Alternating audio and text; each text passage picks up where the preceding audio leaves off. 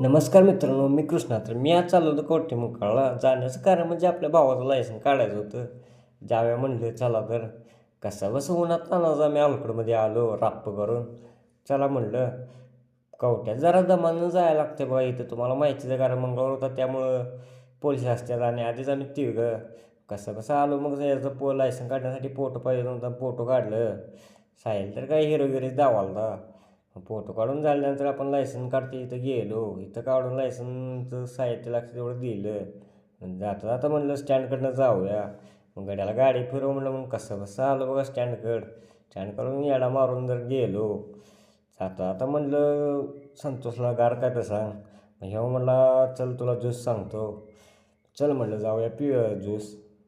रस प्यायला ये म्हणलं माय.